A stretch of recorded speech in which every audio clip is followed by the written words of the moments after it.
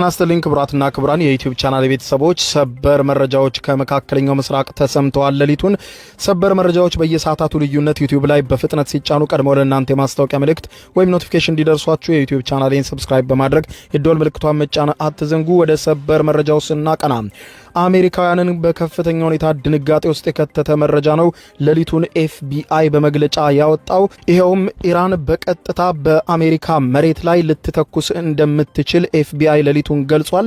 ምንም እንኳን ኢራን ከግዛቷ ተነስቶ አሜሪካን የሚመታ መሳሪያ ባይኖራትም በአካባቢው ባሉ መርከቦች ላይ ማንነታቸው ባልተለዩ እንቅስቃሴ እያደረጉ ባሉ መርከቦች ላይ በተጠመዱ ሰው አልባ በራሪ አውሮፕላኖች ወደ ካሊፎርኒያ ግዛት ተጠግታ በካሊፎርኒያ ግዛት ላይ ጥቃት ትፈጽማለች በሚል ለካሊፎርኒያ ግዛት ፖሊሶች አስቸኳይ ማስጠንቀቂያ የተሰጠ ሲሆን የፓትሮል እንቅስቃሴውና ጥበቃው በከፍተኛ ሁኔታ እንዲጠናከር ተደርጓል። ይህም በካሊፎርኒያና በሌሎችም የአሜሪካ ግዛት የሚኖሩ ነዋሪዎችን በከፍተኛ ሁኔታ አስደንግጧል። በዝርዝር የማስደምጣችሁ ሲሆን በሌላ በኩል የአሜሪካው ፕሬዝዳንት ዶናልድ ጄ ትራምፕ በኢራን ውስጥ የቀረን ምንም አይነት ኢላማ ስለሌለ ጦርነቱን ካሁን ደቂቃ ጀምሮ በፈለግኩት ሰዓት አቆመዋለሁ፣ በእጄ ላይ ነው ሲሉ ተናግረዋል። እስራኤል በበኩሏ ጦርነቱ አይቆምም፣ ወደፊት እንቀጥላለን ስትል እርስ በርሱ የተጣረሰ መግለጫ አውጥታለች ከአሜሪካ ጋር።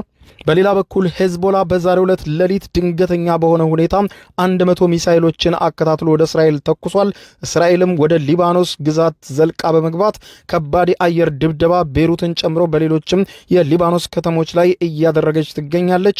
በኢራን የተለያዩ አካባቢዎች የአየር ድብደባ በከፍተኛ ሁኔታ ተጠናክሯል። እንዲሁም የአሜሪካው ፕሬዝዳንት ዶናልድ ጄ ትራምፕን በተመለከተ ጋዜጠኞች የተለያዩ ጥያቄ በማንሳት ላይ ናቸው። ሁኔታው እጅግ አሳሳቢ ሆኖ ቀጠናውን ውጥረት ወደ ለየለት አዘቅት ውስጥ እየከተቱት ይገኛሉ። ዝርዝር መረጃውን ላስደምጣችሁ፣ አብረን እንከታተለው። በቅድሚያም የአሜሪካ የደህንነት ተቋም ኤፍቢአይ ከመካከለኛው ምስራቅ አልፎ አሜሪካን በቀጥታ ሊመታ የሚችል አዲስና አደገኛ የጦርነት ስጋት ወደ አሜሪካዋ ካሊፎርኒያ ግዛት መቃረቡን አስታወቀ። መረጃው በርካታ የካሊፎርኒያ ነዋሪዎችን አስደንግጧል። የኤፍቢአይ ሚስጥራዊ መረጃ ሌሊቱን ወጥቶ እንዳመለከተው ከሆነ የትራምፕ አስተዳደር በተለይም በኢራን ላይ የከፈተውን ጦርነት ተከትሎ ኢራን በቀጥታ በካሊፎርኒያ ግዛት ላይ ድንገተኛ የአጸፋይ ድሮን ጥቃት ልትፈጽም እንደምትችል ለካሊፎርኒያ ፖሊስ ዲፓርትመንት ፌዴራሉ ጥብቅ ማሳሰቢያ መስጠቱን ኤፍቢአይ ዛሬ ሌሊቱን ገልጿል።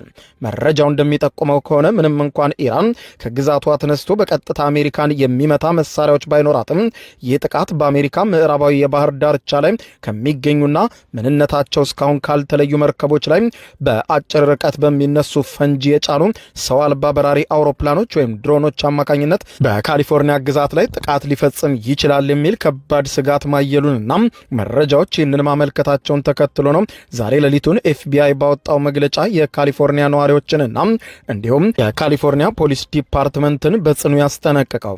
መረጃው እንደሚጠቁመው ከሆነ ይህ ጥቃት በአሜሪካ ምዕራባዊ ባህር ዳርቻ ላይ ከሚገኙና ማንነታቸው ካልታወቁ መርከቦች ላይ በሚነሱ ፈንጂ የጫኑ ሰው አልባ በራሪ አውሮፕላኖች ወይም ድሮኖች የሚፈጸም ጥቃት ሊሆን ይችላል ብሏል። ምንም እንኳን የጥቃቱ ትክክለኛ ጊዜና ኢላማው ምን እንደሆነ በግልጽ ኤፍቢአይ እንዳልደረሰ የገለጸ ሲሆን ኤፍቢአይ የስለላ ተቋማት ግን አሜሪካ አሊያም እስራኤል ኢራንን የሚመቱ ከሆነ አጸፋውን ለመመለስ አስቀድመው የተዘጋጁ የተኙ ሴሎች ወይም ስሊፐር ሴልስና መሳሪያዎችም በአካባቢው ሊኖሩ እንደሚችሉ አጥብቀው እያስጠነቀቁ ይገኛሉ። ይህንን ከባድ የጸጥታ ስጋት ተከትሎ የካሊፎርኒያው ገዢ የሆኑት ጋቪን ኒውስም በዛሬው ዕለት በሌሊት በጽህፈት ቤታቸው ከፌዴራልና ከክልል የጸጥታ አካላት ጋር በመቀናጀት ማህበረሰቡን ለመጠበቅ ሌሊትና ቀን እየሰሩ መሆናቸውን አስታውቋል። የሎስ አንጀለስ ፖሊስ ዲፓርትመንት በበኩሉም አሁን ያለው ዓለም አቀፍ የጦርነት ድባብ ከግምት ውስጥ በማስገባት የዝግጁነት ደረጃው በመላው ካሊፎርኒያ ከፍ እንዲል ተደርጓል ብለዋል።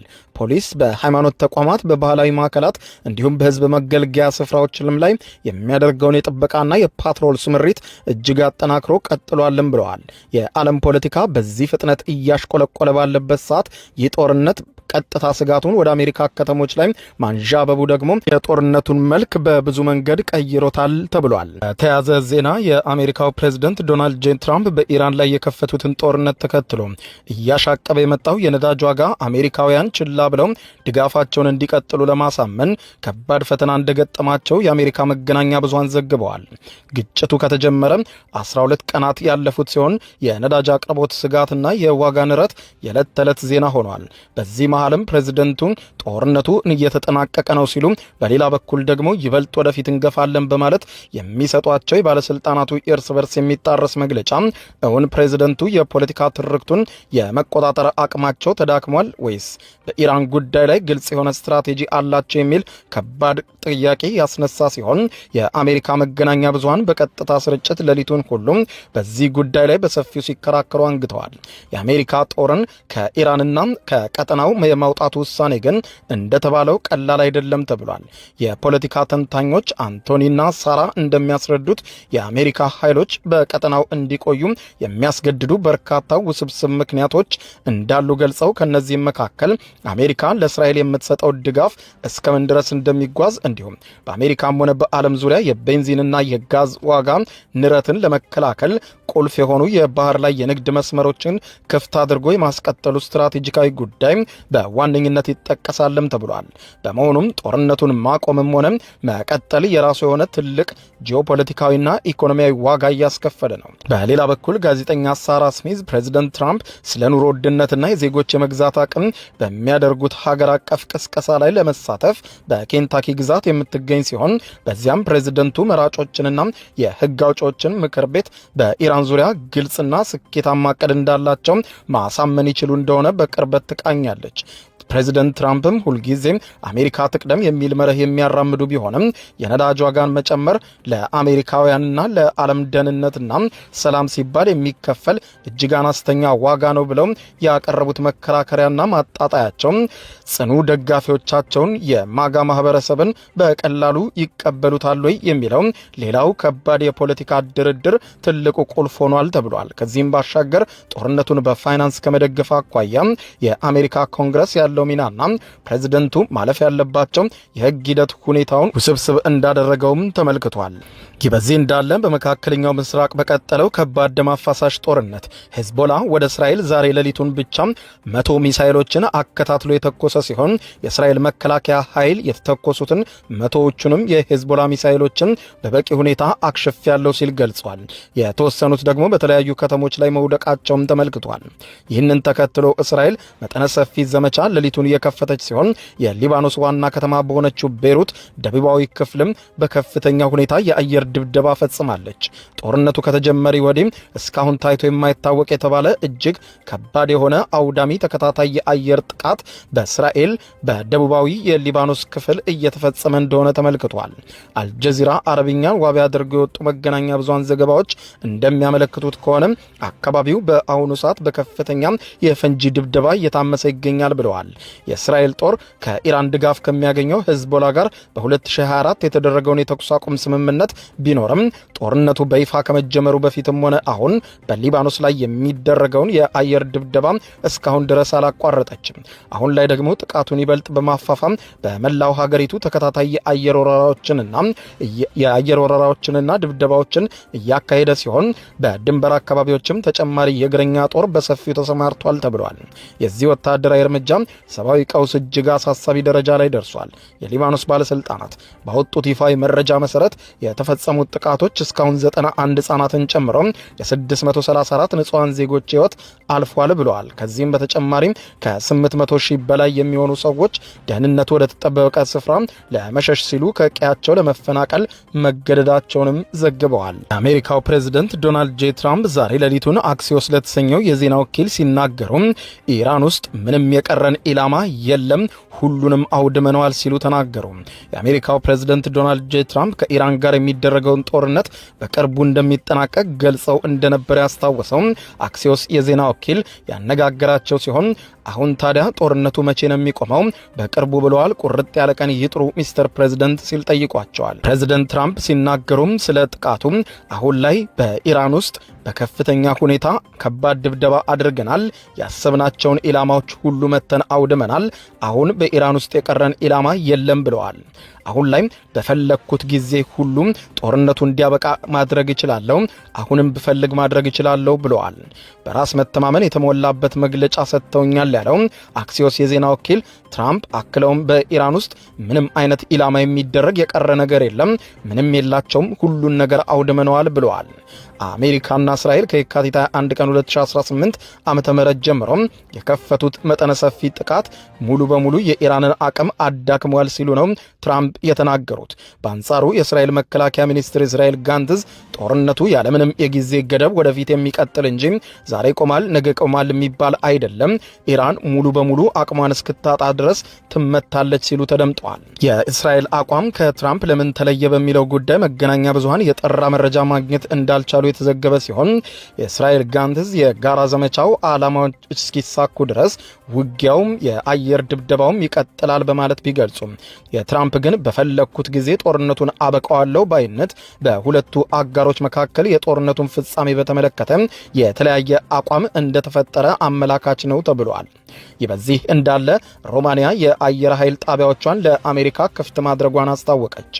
አውሮፓዊቷ ሀገር ሮማኒያ በኢራን ላይ የሚካሄደውን የአሜሪካና እስራኤል ጦርነት ለመደገፍ በጉዳዩ ዙሪያ ጣልቃ የገባች ሲሆን በሀገሪቱ የሚገኙ የአየር ኃይል ሁሉንም ጣቢያዎች ለአሜሪካ የጦር አውሮፕላኖች የነዳጅ መሙያነት እንዲያገለግሉ መፍቀዷን ባወጣችው መግለጫ አስታውቃለች። ይህ ውሳኔ የጸደቀው የሀገሪቱ የብሔራዊ መከላከያ ከፍተኛ ምክር ቤት ጉዳዩን አጢኖ ከመከረበት በኋላ በፓርላማ አማካኝነት ነው ብለዋል። የሀገሪቱ ፕሬዝዳንት ኒኮሶር ዳን በሰጡት መግለጫ እርምጃው የአሜሪካ ወታደራዊ ቁሶችንና ኃይሎችን በሮማኒያ ውስጥ የሚኖራቸውን ጊዜያዊ ስምሪት መሆኑንም ገልጸዋል። ስምምነቱም አሜሪካም በምስራቅ አውሮፓ የምታደርገውን ወታደራዊ እንቅስቃሴ ይበልጥ የሚያጠናክር ተደርጎ ተወስዷል። ይህ ፈቃድ አውሮፕላኖች ነዳጅ እንዲቀዱ ከመፍቀድ ባለፈ ለጦርነቱ እጅግ አስፈላጊ የሆኑ የክትትልና የሳተላይት መገናኛ መሳሪያዎችን በሮማኒያ መሬት ላይ እንዲተከሉ እድል ይሰጣል ተብሏል። ይህም ለአሜሪካ ጦር በክልሉ ስትራቴጂካዊ የበላይነትን እንደሚሰጣት ይታመናልም ተብሏል። ይህ የሮማኒያ ውሳኔ በኢራንና እስራኤል መካከል እየተካሄደ ባለው ጦርነት ዙሪያ የአውሮፓ ሀገራት ቀጥተኛ ተሳትፎ እያደገ መምጣቱን በግልጽ አሳይቷል ተብሏል። ይህ በዚህ እንዳለ የአሜሪካ ጦር በኢራን የወደብ ከተማ ዙሪያ ያሉ ሲቪሎች በአስቸኳይ አካባቢውን ለቀው እንዲወጡና ከባድ ድብደባ የመጣባቸው እንደሆነ አሳሰበ።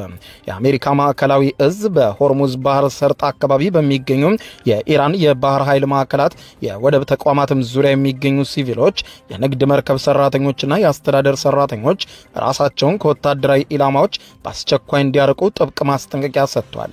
ይህ ያልተለመደና አስቸኳይ የተባለ ጥሪ አሜሪካ በኢራን የባህር ኃይል መርከቦችና ወታደራዊ ቁሶች ላይ ከባድ ጥቃት ለመሰንዘር መዘጋጀቷን የሚያመለክት መሆኑን ተገልጿል። በቀጠናው ሊከሰት የሚችለውን ከፍተኛ ወታደራዊ ግጭት አደጋም ይበልጥ አጉልቶ አሳይቷልም ተብሏል። በሌላ በኩል የአውሮፓ ህብረት በሰብአዊ መብት ጥሰት ተጠርጥረዋል ባላቸው 19 የኢራን ባለስልጣናትና ተቋማት ላይ አዲስ ማዕቀብ ጥያለው ሲል አስታውቋል። የህብረቱ ውጭ ጉዳይ ኃላፊ ጃክ ካላስ እንዳስታወቁት ከሆነ ይህ ውሳኔ በተለይም ደግሞ የኢራን የውጭ ጉዳይ ሚኒስትር ቃል አቀባይ እስማኤል ባጋይ በሰጡት መግለጫ እንዳሉት ከሆነ በተለይም ደግሞ ትርጉም አልባ ኢሞራላዊና ህገወጥ ማዕቀብ ሲሉ ጠርተውታል። ቃል አቀባዩ አክለውም እርምጃው ኢራን ከአሜሪካና እስራኤል የሚሰነዘርባትን ጥቃት በመመከቷ የተሰጠ የፖለቲካ ቅጣት ነው ብለውታል። ግን ትርጉም አልባ ብለውታል። ኢራን ድርጊቷን በተባበሩት መንግስታት ድርጅት ቻርተር አንቀጽ 51 መሰረት ራስን የመከላከል መብት መሆኑን በይፋ የገለጸች ሲሆን የአውሮፓ ህብረት ግን ማዕቀቡን አጽንቶታል። በአሁኑ ወቅት በሆርሙዝ ሰርጥ አካባቢ ያለው ወታደራዊ ውጥረትና በዲፕሎማሲው መስክ የሚታየው የማዕቀብ ጦርነት በመካከለኛው ምስራቅ ያለውን የጸጥታ ሁኔታ እጅግ አሳሳቢና የማይገመት አዘቅት ውስጥ አድርሶታል። የዓለም የነዳጅ ንግድ ቁልፍ መተላለፊያ በሆነው በዚህ ስፍራ ላይ የሚደረግ ማናቸውም ወታደራዊ እንቅስቃሴ በዓለም ኢኮኖሚ ላይ ከፍተኛ ተጽዕኖ ያሳረፈ ሲሆን የሆርሙዝ ባህር ወሽመጥ ውስጥም ኢራን ከባድ መሳሪያዎችን መትከሏ ተዘግቧል። ይህንን ተከትሎ ታዲያ በአካባቢው መርከቦች ለማረፍ ከባድ የሆነ ጭንቀት ውስጥ እንደገቡ የተመለከተ ሲሆን ከትናንትና በስቲያ ጀምሮ በሆርሙዝ ሰርጥ በኩል ያለፈ መርከብ እንደሌለና እንደደረሰና ሁሉም ለማለፍ የሞከሩ መርከቦችም በኢራን ሰው አልባ በራሪ አውሮፕላኖች ተመተው እንደወደሙም ተዘግቧል። በሌላ በኩል ኦማን መግለጫ ያወጣች ሲሆን የኦማን ባህር ኃይል እንዳስታወቀው ከኦማን የባህር ዳርቻ 13 ማይል ርቀት ላይ ወይም 24 ኪሎ ሜትር ርቀት ላይ በሚገኘው የሆርሙዝ ስትሪት ውስጥ ጥቃት ከደረሰበትና የታይላንድ ሰንደቅ ዓላማን ከሚያውለበልብ አንድ የንግድ መርከብ ውስጥ 20 መርከበኞችም በህይወት ማትረፉን የሀገሪቱ ብሔራዊ የዜና ወኪል አስታውቋል። ከጥቃቱ የተረፉትም ሁሉም መርከበኞች የታይላንድ ዜጎች መሆናቸውን የገለጸው ዘገባው ከነዚህም መካከል የተወሰኑት ጉዳት እንደደረሰባቸው አብራርቷል። የህንድ የውጭ ጉዳይ ሚኒስትር ጉዳዩን አስመልክቶ ባወጣው መግለጫ በይህ ጥቃት የደረሰበት ይህ መርከብ በምዕራባዊው ህንድ ወደሚገኝ የካንድላ ወደብ በማምራት ላይ እንደነበር አስታውቀዋል። ኒው ዴልሂን በቀጠናው ባለው ግጭት ውስጥ የንግድ መርከቦች ላይ ሆን ተብሎ የሚፈጸም ጥቃትን እንኮንናለን ስትል ገልጻለች። በምዕራብ እስያ እየተካሄደ ባለው ግጭት የንግድ መርከቦች የወታደራዊ ጥቃት ኢላማ መሆናቸውን ህንድ አጥብቃ እንደምታወግዝ በሚኒስትሯ በኩል አስታውቃለች።